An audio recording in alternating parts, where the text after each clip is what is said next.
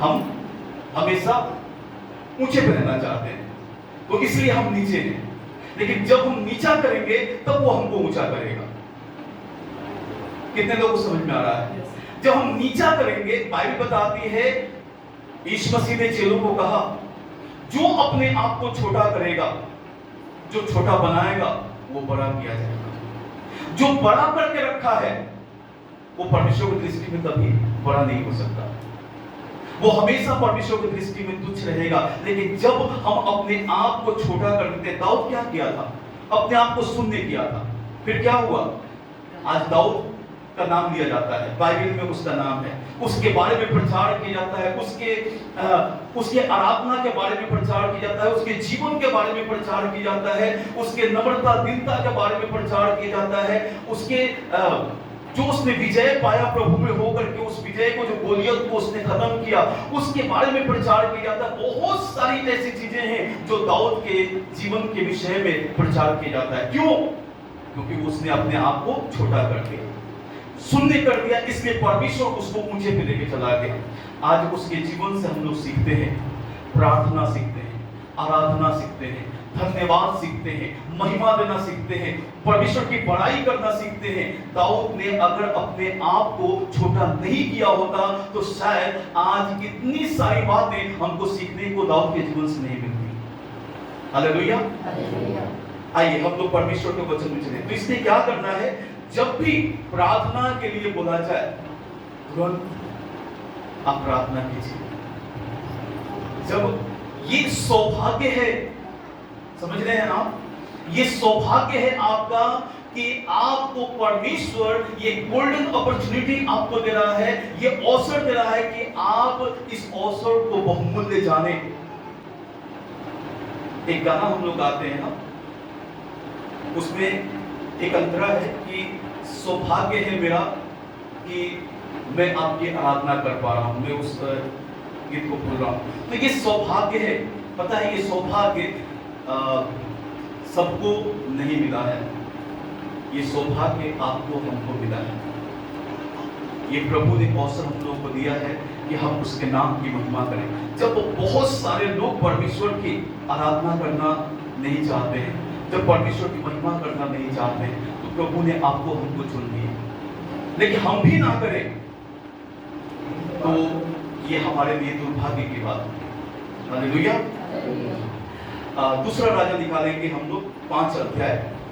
जब नमान कोढ़ी है ना, आराम का सेनापति नमान जो था वो कोढ़ से भरा हुआ था, उसका पूरा शरीर कोढ़ से भरा हुआ था। लेकिन मैं इसमें कुछ बताना चाहता हूं, बड़े ध्यान से और गौर से आप सुनिएगा। वचन को हमेशा अपने जीवन में आदर दीजिए, वचन आपको आदर देगा। वचन का आदर नहीं होगा, आपका आदर नहीं होगा। लिखा है कि जो वचन को सुनने से अपने कान को फेर देता है, उसकी प्रार्थना घृणित समझी जाती है। तो वचन सर्वप्रथम है। वचन को अगर हम अपने जीवन में पहला स्थान देते हैं तो ये वचन हमको पहला स्थान दिलाएगा। हालेलुया। जब आराम का सेनापति नमान कोढ़ी, जब इसने इस्राएल के ऊपर हमला किया और हमला करके वहां से बहुत सारी चीजों को अपने राज्य में लेके आ गया, और उसके साथ साथ बहुत से लोगों को बंदी बनाया, बहुत सोना चांदी सारा चीज लूट करके लेकर के आया। लेकिन वहीं से एक लड़की को लेके आ रहा है। मैंने इसको प्रचार किया है, फिर से मैं रिमाइंड कराना चाहता हूं कि एक लड़की को लेके आ रहा है, छोटी सी लड़की है। और जब उस लड़की को लेके आता है, उसके घर में जब जो नमान कोढ़ी है, जब उसने अपना कपड़ा खोला, उस लड़की ने देखा इसका पूरा बदन कोढ़ से भरा हुआ है, इसका पूरा बदन कोढ़ से भरा हुआ है, और ये तो बहुत परेशान है। जब वो अपने कपड़े को पहनता था, चाहे जब वो लड़ाई का जो भी वो होता है, कवच होता है, जब वो पहनता था तो उसको कितना दर्द होता होगा, कितना वो परेशान होता होगा। आप समझ सकते हैं, उसके बॉडी में जो घाव थे उसमें से पस निकलते होंगे, और भी बहुत सारी ऐसी चीजें, और वो दर्द में रहते हुए भी लड़ाई करता होगा। है ना, और वो हमेशा परेशान था, हमेशा परेशान था। लेकिन जब उस लड़की ने देखा तो उसने कहा कि दास, यदि मेरा स्वामी, क्योंकि अब तो वो बंधुआई की लड़की है, अब वो उसके अधीन में है, तो स्वामी बोल रही है, दास मेरा स्वामी अगर सुमरोन के भविष्यवक्ता के पास होता तो ये अपने कोढ़ से चंगा हो जाता। हालेलुया। क्योंकि वो इस बात को जानती थी कि जो सुमरोन में जो भविष्यवक्ता है जिसका नाम एलिसा है, परमेश्वर उसके साथ है। जब परमेश्वर उसके साथ है तो उसके वो असंभव को संभव कर सकता है, उसके लिए कोई भी काम कठिन नहीं है। तो इस लड़की ने कहा, दास मेरा स्वामी अगर सुमरोन के भविष्यवक्ता के पास होता तो ये अपने कोढ़ से चंगा हो जाता। उसने जा करके अपने जो नमान कोढ़ी की जो पत्नी है उससे जाके कहती है कि स्वामी से आप बातचीत करें कि सुमरोन के भविष्यवक्ता के पास जाएं, और वहां पे जब ये जाएंगे वहां पे परमेश्वर का दास जो उनके लिए जो प्रार्थना करेगा वो ठीक हो जाएंगे। पता है, जैसे उसकी पत्नी ने नमान से कहा कि वो छोटी लड़की ऐसे ऐसे बात को बोल रही है, नमान को ने कहा कि ठीक है तुम्हारी बात को मानते हैं। अपने रथ को उसने तैयार किया और लेकर के चल दिया सुमरोन के भविष्यवक्ता के पास, एलिसा के पास। जब वहां पे जा रहा है, मैं इसमें कुछ बताना चाहता हूं जो बहुत मार्केबल बात है, इसको आप लोग ध्यान दीजिएगा कि जब वहां पे जा रहा है और उसने जाकर के एलिसा अपने प्रार्थना कक्ष में बैठा हुआ है और वो परमेश्वर से बातचीत करने में विलीन है, वो बातचीत कर रहा है, प्रभु से बातचीत कर रहा है। वहां पे नमान कोढ़ी पहुंच जाता है, एक सेनापति, समझ सकते हैं, बहुत धनवान, पैसे वाला और बहुत एक रेपुटेटेड पर्सन वहां पे वो जा रहा है और अपने साथी से उसने संदेश भिजवाया, जाके कहो कि नमान आया है ना, सुमरोन का ये आराम का राजा नमान आया है, जाके उससे कहो कि वो आए और मुझसे बातचीत करे। पता है, जब संदेश भिजवाया गया, गेहजी के पास संदेश जाता है और गेहजी जब जाकर के बोलता है एलिसा से कि आराम का राजा नमान सेनापति आया है और वो कोढ़ से भरा हुआ है, वो चाहता है कि आप उससे मिले, उसके लिए आप प्रार्थना करें। पता है एलिसा ने क्या कहा?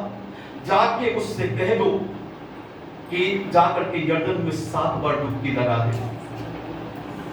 पता है, जब उसने कहा और गेहजी जब आकर के बोलता है इस बात को कि एलिसा ने कहा है जाके यर्दन में 7 बार डुबकी लगा ले, तू चंगा हो जाएगा।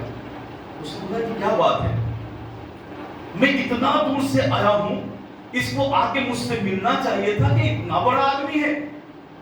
प्रभु के लोग बड़े ही होते हैं। हालेलुया। परमेश्वर का जो दास है ना, वो एक एम्बेसडर है। एम्बेसडर का काम जानते हैं क्या होता है?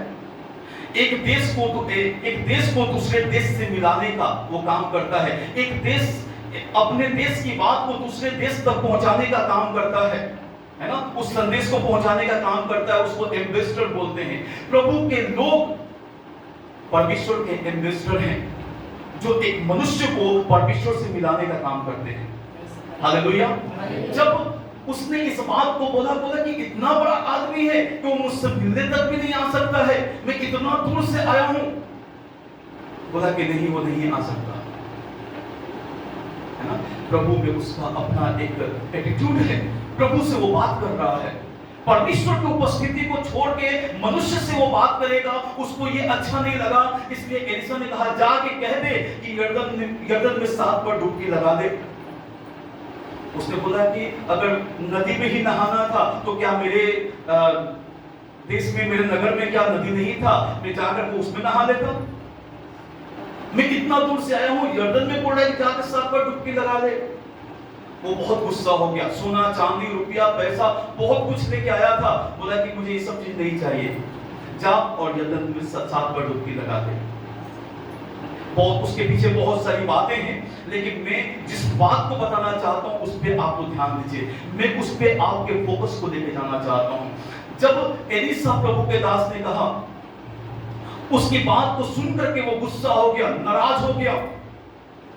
उसके बाद वो वहां से चल देता है। जब वो चल देता है, अपने रथ के ऊपर बैठता है नमान को ही, और निकल जाता है अपने देश के लिए, अपने नगर के लिए। पता है, उसके बाद उसका जो रथ चला रहा था सारथी, उसने कहा कि प्रभु, क्या अगर वही एलीशा अपने सैन कक्ष से, अपने प्रार्थना कक्ष से बाहर निकल करके आता और बोलता कि जाके यरदन में 7 बार डुबकी लगा ले, तो क्या आप उसकी बात को नहीं मानते? इस बात को सही बोल रहे हो, मैं उसकी बात को मानता। तो बोला कि फिर अभी मानने में क्या दिक्कत है, 7 बार डुबकी लगा लीजिए। जब जाता है नमान और यरदन नदी में जाके पहला डुबकी मारता है, कुछ नहीं हुआ। दूसरा डुबकी मारता है, कुछ नहीं हुआ। तीसरा डुबकी मारता है, कुछ नहीं हुआ। आप होते क्या करते? अरे इसने बोला था डुबकी मारने के लिए, मैं 2 3 4 5 6 डुबकी मार दिया, कुछ नहीं होगा, छोड़ के निकल के वो चला जाता। आप निकल के चले जाते। लेकिन उसने क्या कहा था? 7 बार डुबकी मारना है।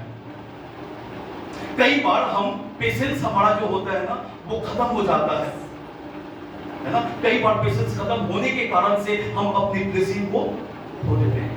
जब उसने कहा 7 बार डुबकी मारने के लिए, पहला डुबकी मारा, दूसरा मारा, तीसरा मारा, चौथा मारा, 5वां, छठा, और जैसे छठे तक कुछ नहीं हुआ, एकदम कोड उसका सेम बना हुआ है, जरा सा भी उसमें कोई परिवर्तन नहीं हुआ है। लेकिन जैसे 7वां डुबकी मारता है, उसके बाद जब वो पानी से बाहर निकलता है, वो अपने कोड से शुद्ध हो चुका होता है।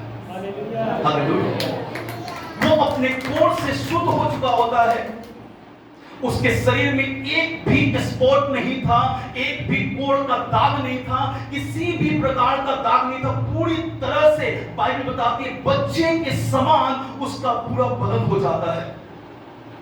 मैं क्या बताना चाहता हूं? मैं इस बात को बताना चाहता हूं कि नामान ने क्या किया? उसने परमेश्वर की बात को मान लिया। शुरुआत में तकलीफ हुआ, ईगो उसके अंदर था कि मैं बहुत बड़ा आदमी हूं, मैं एक राजा हूं, मैं एक सेनापति हूं, और उसको मिल के आना चाहिए था, लेकिन वो नहीं आया। बहुत सारा उसके अंदर ईगो था, क्योंकि ऑब्वियसली होता भी है जब इंसान बड़ा हो जाता है, जब पैसे वाला हो जाता है, धन संपत्ति ज्यादा आ जाता है, जमीन जायदाद जब ज्यादा हो जाता है, उसके अंदर ईगो आ जाता है। अच्छी नौकरी ले लेता है, अच्छा एजुकेशन ले लेता है, उसके अंदर ईगो आ जाता है, और ईगो में वो परमेश्वर की ब्लेसिंग को खो देता है। ईगो में परमेश्वर की आशीषों को वो खो देता है। लेकिन परमेश्वर के सामने जब भी हम जाएं, वहां पे तुच्छ और छोटा करके जाएं। जब तक छोटा नहीं करेंगे, जब तक परमेश्वर को उपस्थिति में अपने आप को नम्र और दीन नहीं करेंगे, उसकी ब्लेसिंग को हम रिसीव नहीं कर सकते हैं। मैं आपको बताऊं, किसी समय में मेरे साथ ऐसे ही था कि मैं बहुत ईगो से भरा हुआ था। जब मैं प्रभु को नहीं जानता था, एटीट्यूड बहुत अंदर था, और मैं अपने आप में किसी को नहीं लगाता था। हाँ, ऐसा था। लेकिन जब बीमारियां मेरे शरीर में लगी, माउथ कैंसर, कई सारी ऐसी बीमारियां, मैं घावों से भर गया, मुझे मिर्गी का रोग हो गया, पाइल्स का रोग हो गया, मेंटली डिस्टर्ब हो गया। जब इन सारे रोगों से जब मैं भरा, डॉक्टर ने जब कहा कि इसका कुछ नहीं हो सकता है, तो पता है उसके बाद कोई ऑप्शन नहीं था परमेश्वर को चुनने का। उसको छोड़ कोई ऑप्शन नहीं था। या तो मौत को मुझे चुनना था, या तो परमेश्वर को चुनना था। तो मैंने वहां पे परमेश्वर को चुना, और जो ईगो था, परमेश्वर मुझे चंगा करने से पहले मेरे ईगो को खत्म किया है, मेरे घमंड को खत्म किया है, मेरे अहंकार को खत्म किया है। पता है, जब मैं प्रार्थना करने लगा, मैं प्रार्थना कर रहा हूं, चंगा नहीं हो रहा हूं, मैं प्रार्थना कर रहा हूं, चंगा नहीं हो रहा हूं, प्रार्थना करते करते करते करते मैं 20 मिनट प्रार्थना करता था, आधा घंटा, 1 घंटा, 2 घंटा, करते करते करते करते आप लोग विश्वास कीजिए 10-10, 12-12 घंटा मैं प्रार्थना में बैठा रह जाता था। ये बीमारियां हों तो डॉक्टर ने बोला कि कौन सी दवा दें, इसके शरीर में इतनी बीमारियां हैं। उसके बाद जब मैं प्रार्थना करने लगा, प्रार्थना करने लगा, प्रार्थना करने लगा, प्रार्थना में ईगो खत्म होने लगा, प्रार्थना में घमंड खत्म होने लगा। बिना प्रार्थना का आपका ईगो नहीं जाएगा, बिना प्रार्थना का आपका घमंड नहीं जाएगा, बिना प्रार्थना का आपका अहंकार नहीं जाएगा। इससे आप भरे रहेंगे जब तक प्रार्थना नहीं करेंगे। उपवास और प्रार्थना, उपवास और प्रार्थना, जब उपवास और प्रार्थना में आप जाते हैं, पता है परमेश्वर आपको बनाने लगता है जैसा वो चाहता है, जैसा वो चाहता है वैसा आपको बनाता है। अगर आप प्रार्थना नहीं कर रहे हैं, आप वैसे कभी नहीं बन सकते जैसा वो चाहता है। Hallelujah, hallelujah. परमेश्वर का धन्यवाद हो।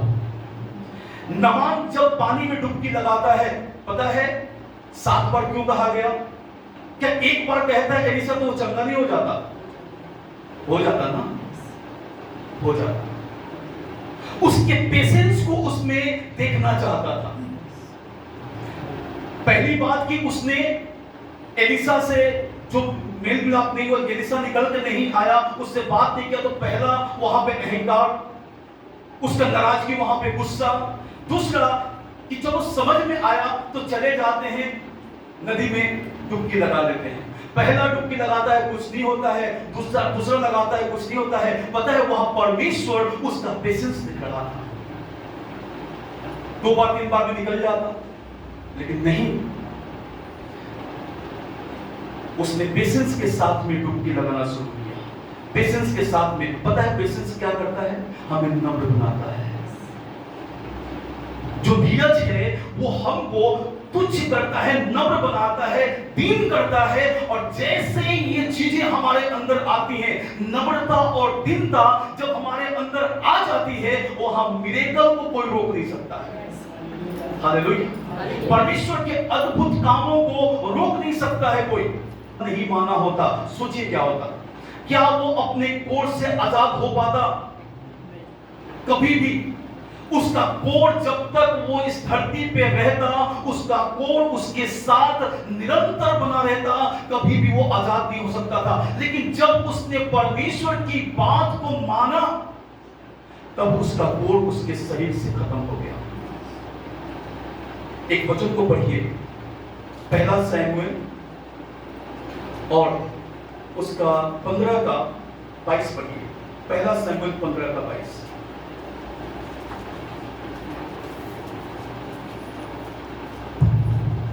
शमूएल ने कहा, क्या यहोवा होम बलियों और मेल बलियों से उतना प्रसन्न होता है जितना कि अपनी बात के माने जाने से प्रसन्न होता है? सुन, मानना तो बलि चढ़ाने से और कान लगाना मेढ़ों की चर्बी से उत्तम है। हालेलुया।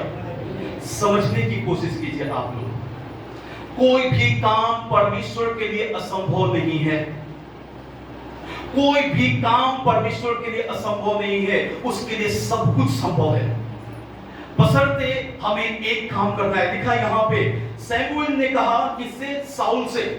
शमूएल ने कहा, क्या यहोवा होम बलियों और मेल बलियों से उतना प्रसन्न होता है जितना कि अपनी बात के माने जाने से प्रसन्न होता है? परमेश्वर ना तो होम बलि से, ना मेल बलि से, किसी भी बलि से, किसी बलिदान से वो प्रसन्न नहीं होता जितना कि वो अपने आज्ञा का माने जाने से प्रसन्न होता है, अपनी बातों को माने जाने से प्रसन्न होता है। साउल यहां परमेश्वर की आज्ञा का पालन नहीं किया है। परमेश्वर ने इसको कुछ कहा था जब ये अरामी लोगों के ऊपर हमला करने के लिए जाता है, और परमेश्वर ने कहा किसी चीज के ऊपर कोमलता मत दिखाना, सब चीज को तुम खत्म कर देना, किसी भी चीज को मत छोड़ना। पता है इसने क्या किया?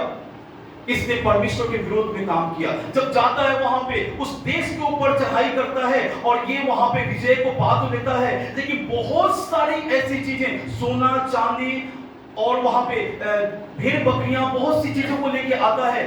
पता है उसमें से अच्छी बाकी सारी चीजों को खत्म कर दिया, लेकिन अच्छी भेड़ बकरियों को लेके आता है कि मैं परमेश्वर के लिए बलिदान करूंगा और वो प्रसन्न हो जाएगा। चाहे आप कितना भी बेहतर परमेश्वर को देने की कोशिश करें, यदि आप परमेश्वर की बात को नहीं मानते, परमेश्वर की आज्ञा का पालन नहीं करते, तो आपके कितना भी बेहतर आप धन दौलत रुपया पैसा सब कुछ आप दे दें, परमेश्वर से प्रसन्न नहीं होता। परमेश्वर अपनी बात को माने जाने से, अपने आज्ञा पालन से वो प्रसन्न होता है। मेरी बात समझ रहे हैं? साउल यहां पे क्या होता है, इसको राजा बनाया गया था, लेकिन परमेश्वर बोलता है कि मैंने तुझे राजा बनाने से मैं पछताता हूं, मैं तुझे राजा बनाने से पछताता हूं। परमेश्वर उसको राजा बना के पछताया।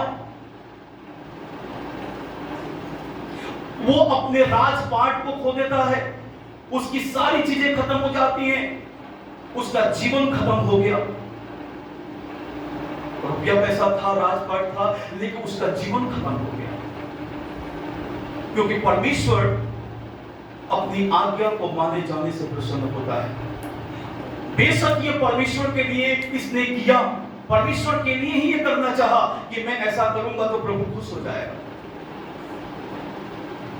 लेकिन ऐसा नहीं है। हम कितना भी बेहतर कर लें, हम कितना भी बेहतर कर लें, बहुत सारे आज के डेट में बहुत से लोग हैं कि चाहते हैं परमेश्वर को, कि परमेश्वर के लिए हम कुछ करें, ऐसे कुछ ऐसा करें तो परमेश्वर खुश हो जाएगा। नहीं, परमेश्वर तब खुश होगा जब हम लोग उसकी आज्ञा का पालन करेंगे। लेकिन यहां पे मैं कुछ बताना चाहता हूं। नमान कोढ़ी चंगा हो जाता है, पता है, परमेश्वर की बात को उसने माना, वो चंगा हो गया।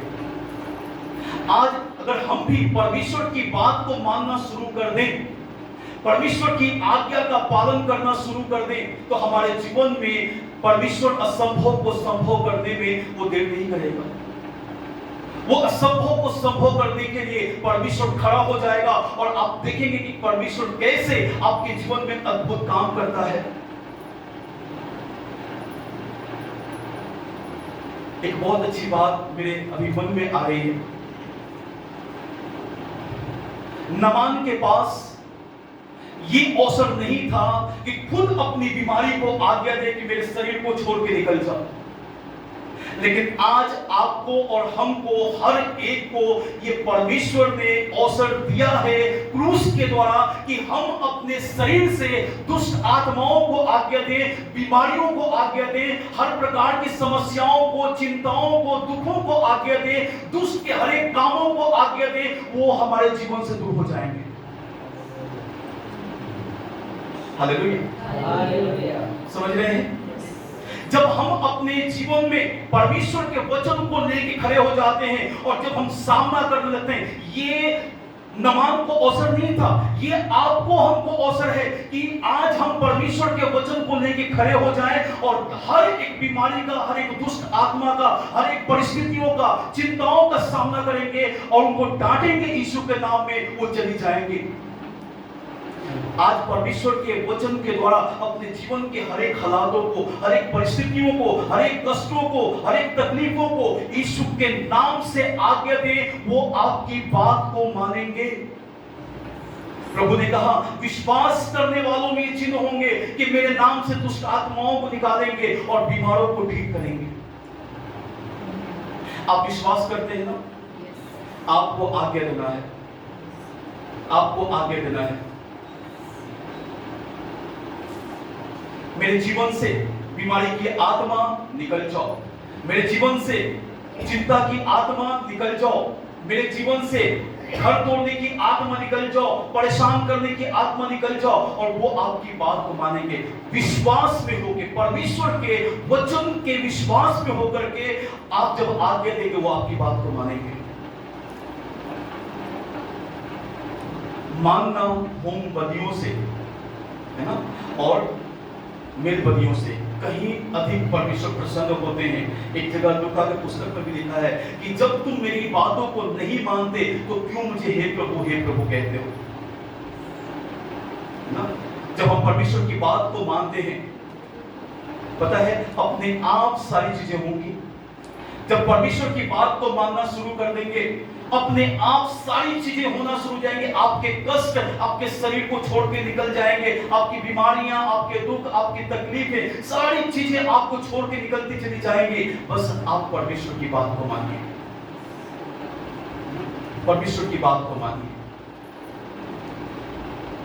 हालेलुया। एक व्यक्ति ने परमेश्वर की आज्ञा को ना मान के अपने पद को खो दिया, राजा पद को उसने खो दिया। एक व्यक्ति परमेश्वर की बात को मान के वो अपने कोर से चंगा हो जाता है। हालेलुया। आज हम लोग आज्ञा मानने वाले बन जाएं, प्रभु के वचन में चलने वाले बन जाएं। हम खोएंगे नहीं, हम पाएंगे। हालेलुया। हम कभी नहीं खोएंगे, हमेशा हम पाएंगे।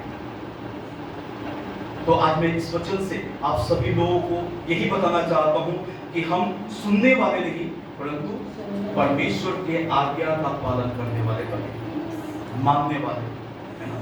सुनना भी जरूरी है और उसको मानना भी जरूरी है, उसके अनुसार चलना भी जरूरी है।